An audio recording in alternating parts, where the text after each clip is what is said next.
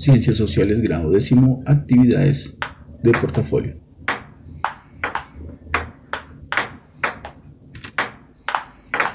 Nacer pobre no es tu error, morir pobre sí lo es. Bill Gates.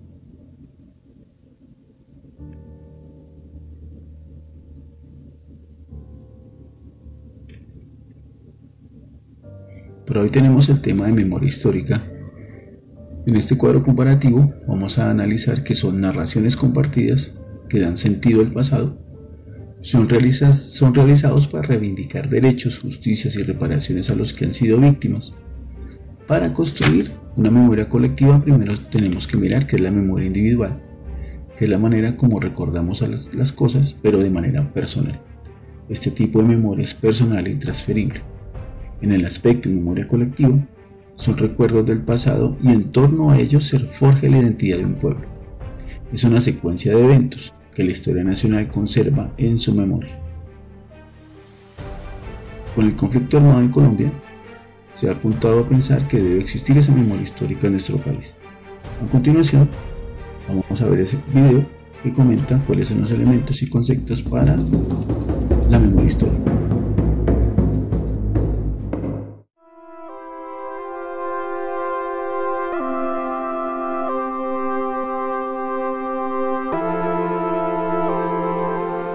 Este es el predio en el que se construirá el Museo Nacional de la Memoria.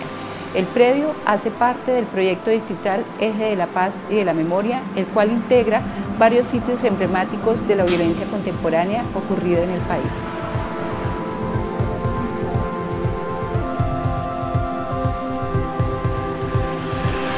La construcción se realizará en un área aproximada de 14.000 metros cuadrados. Será una obra arquitectónica de carácter memorial con la cual se busca rendir un tributo y un homenaje a las víctimas de la violencia contemporánea en nuestro país. La construcción del Museo Nacional de Memoria fue ordenado por la Ley 1448 o Ley de Víctimas. Se plantea tres funciones básicas: una función reparadora, que contribuye al reconocimiento y a la dignificación de las víctimas. Por otro lado, una función esclarecedora, es decir, el museo debe aportar para que la sociedad colombiana conozca y comprenda las causas y las dinámicas del conflicto armado interno en este país. En tercer lugar, el museo también pretende una función pedagógica. Esto quiere decir que la sociedad colombiana no solamente conozca, sino que también se sensibilice frente a la guerra y asuma una responsabilidad cívica y ciudadana para que esta guerra termine y para que podamos construir una paz sostenible.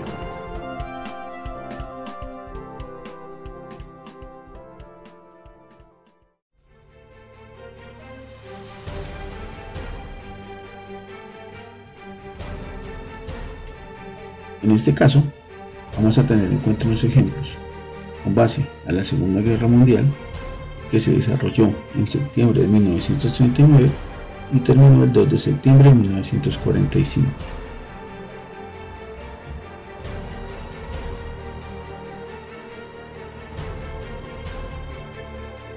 La Guerra de Vietnam, que se desarrolló entre el 1 de noviembre de 1955 y terminó el 30 de abril de 1975. Y el genocidio en Ruanda, que inició el 7 de abril de 1994 y terminó en julio de 1994.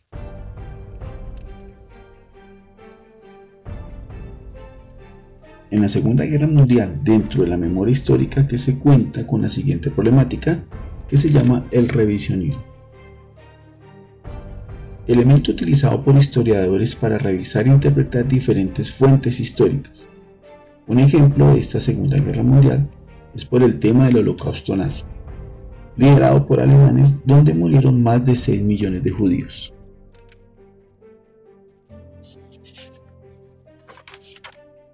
Con este argumento, los países aliados justificaron la intervención de Estados Unidos en la guerra contra Alemania.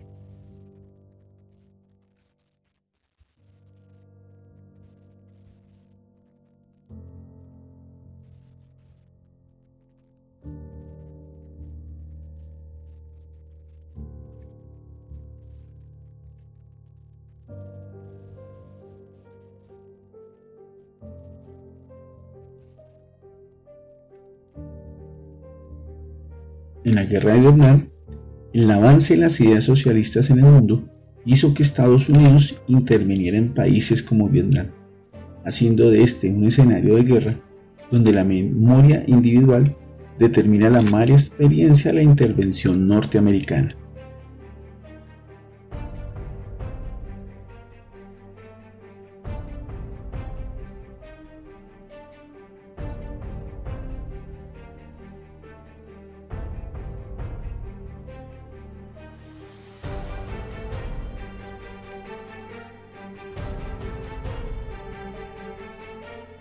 Pero la memoria colectiva guarda en sus mentes recuerdos que van más allá de lo personal y construyen eventos de la historia nacional.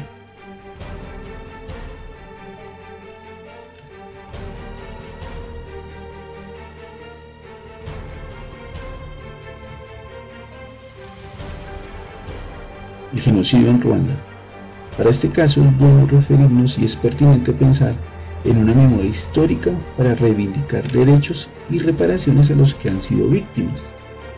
Ruanda, después de 26 años, sus víctimas aún viven el desespero de esos tiempos difíciles, pues conviven con sus mismos victimarios.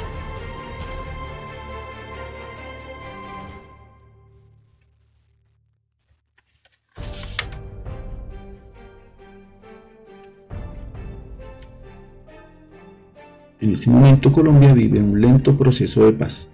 Algunas víctimas esperan ser reparadas, otras solo quieren saber la verdad sobre la desaparición de sus seres queridos, pues en algún momento fueron víctimas de guerrillas o de paramilitares.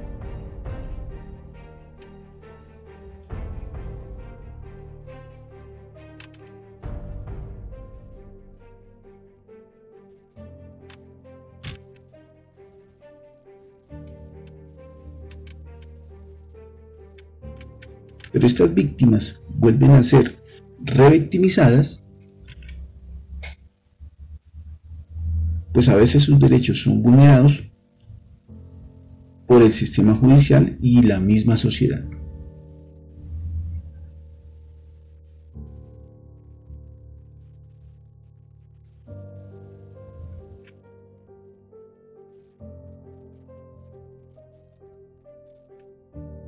Actividades de portafolio, páginas 129 y 130.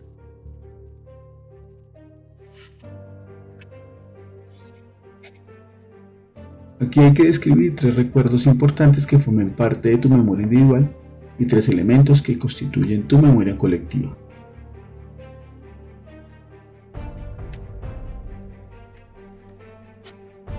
Vamos a mirar cómo es el Museo de la Piedra, que es el mismo Museo de la Memoria en la población del Placer en el Putumayo. ¿Qué herramientas son utilizadas para la construcción del museo? En este caso son fotografías, líneas de tiempo, mapas mentales, talleres de las víctimas y los miembros de la comunidad y la realización de cuadros y dibujos referentes a los hechos victimizantes. El museo cumple con las siguientes funciones, unas de tipo psicosocial y otras de tipo de reparación. En el de reparador, porque al realizarse la construcción de la memoria, se obliga al Estado a cumplir las funciones de reparación con las víctimas. En el aspecto psicosocial, porque al realizarse la reconstrucción de la memoria, las personas pueden librarse totalmente o en parte de la carga emocional que esto le producía.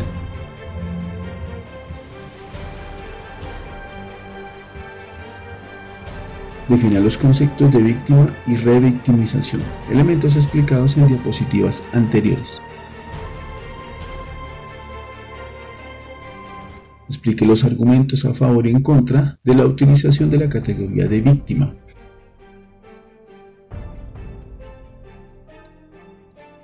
Reflexione acerca del siguiente planteamiento del historiador Stanley Pin y argumenta si estás de acuerdo o en desacuerdo con base en lo que aprendiste sobre memoria histórica.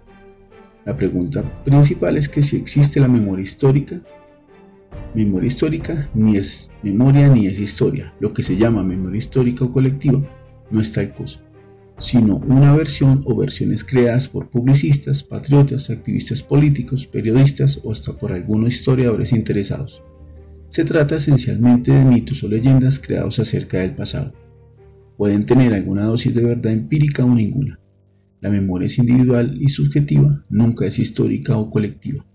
Como tal, la historia en cambio no se basa en memorias individuales subjetivas, sino en la investigación intelectual de los datos empíricos que sobreviven del pasado.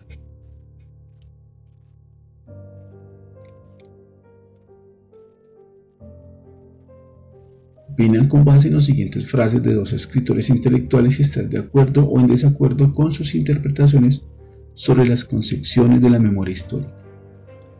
La primera frase dice: hay que recuperar, mantener y transmitir la memoria histórica porque se empieza por el olvido y se termina en la indiferencia. José Saramago. Ya sea colectivo o individual, la memoria es intencional. Busca en el pasado los hechos que dan forma a lo que uno siente en el presente. Boris Cyrulnik. Muchas gracias por su atención. A todos ustedes les deseo una feliz tarde. Igualmente nos vemos en el encuentro Zoom.